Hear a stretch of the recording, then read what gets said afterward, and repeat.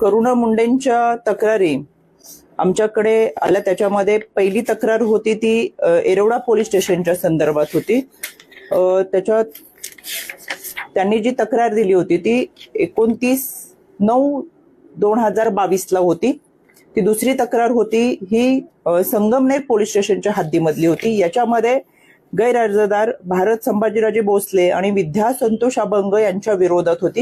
ही तक्रार अशी होती की नवीन पक्ष स्थापन करायचा आहे। त्या अनुषंगाने त्यांनी करुणा मुंडे बरोबर चर्चा करून काही एकत्रित इन्व्हेस्टमेंट करूयात पक्षासाठी, नवीन पक्षासाठी असं सांगून त्यांच्याकडून काही पैसे घेतले होते वगैरे, आणि त्या दोघांमध्ये पैशाचा व्यवहार झाला होता आणि नंतर ही फसवणूक झाली अशा संदर्भात काही तक्रार होती। ती सुद्धा आम्ही तक्रार त्यांची घेतली आणि त्यांनी तक्रार दिल्यानंतर मी संबंधित संगमनेर पोलीस स्टेशनला तातडीने सूचना देऊन कारवाई करण्याचे निर्देश दिले होते। त्या अनुषंगाने ही तक्रार दाखल झाली होती। FIR नंबर 0725/22 संगमनेर पोलीस स्टेशनने संबंधित व्यक्तींवरती गुन्हा नोंद केला, कारवाई केली आणि पुढे त्यांना न्यायही मिळाला।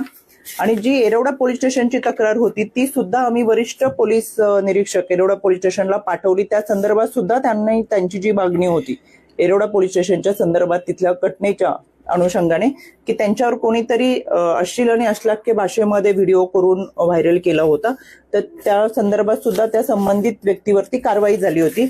आणि म्हणून या दोन्ही केसेसच्या संदर्भात त्यांची कारवाई आपण त्यांना चांगला प्रतिसाद दिला आणि दोन्ही केसेसमध्ये त्यांना मदत झाली म्हणून त्यांनी स्वतः ही पोस्ट केली होती। माझ्या आयोग कार्यालयामध्ये येऊन त्यांनी मला पत्र दिलं आणि रुपालीताई जी का हाथ जोड़ के दिल से धन्यवाद, जो केस में दखल ली, आशा करती हूँ जल्द आप अगली कारवाई कर ले।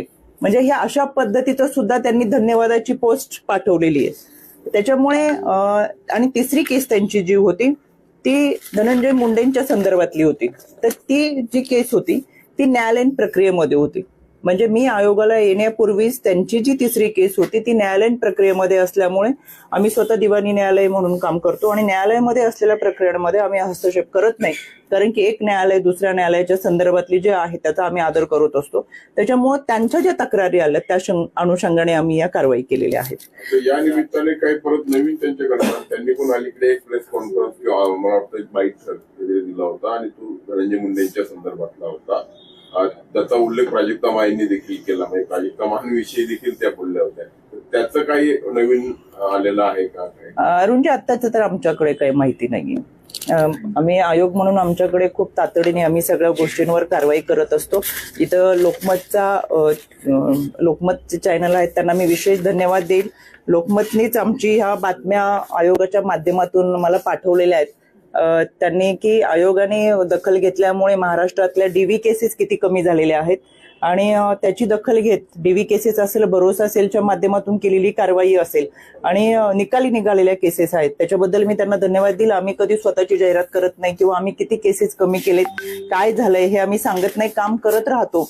पण 2 दिवसापूर्वीच लोकमतने हा अहवाल आयोगाचा सादर केला आणि खऱ्या अर्थानं आम्ही आतापर्यंत 3 वर्षामध्ये 30,755 तक्रारी प्राप्त झाल्या होत्या। त्यापैकी 30,347 तक्रारी आम्ही निकालात काढलेल्या आहेत। 408 ह्या कारवाईसाठी होत्या, पण हा अहवाल ऑक्टोबर 2024चा आहे, म्हणजे 2 महिन्यामध्ये या सुद्धा निकालात निघालेत। मला एक समाधान आहे, आमच्याकडे आलेल्या तक्रारी आम्ही निकालात काढतोय। जरी महाराष्ट्रामध्ये कोणाला काही तक्रारी असतील, अडचणी असतील, काही असे प्रसंग असतील त्याच्याबाबत आयोगाला जरूर तक्रार दाखल करा। पण त्या तक्रारी व्हॉट्सअपवर पाठवले की बऱ्याच जणांना वाटतं की आपली तक्रार मिळाली, पण असं न होता आपण ती सविस्तर मेलवरती आमच्या पाठवावी। आयोगाचा टोल फ्री क्रमांक 155-209 आहे, त्यावर पाठवावी। MSCW महिला आयोग @gmail.com आहे, त्याच्यावरती पाठवावी, जेणेकरून त्या तक्रारी आमच्यापर्यंत पोहोचतात आणि आम्ही त्या निकाली काढू शकतो।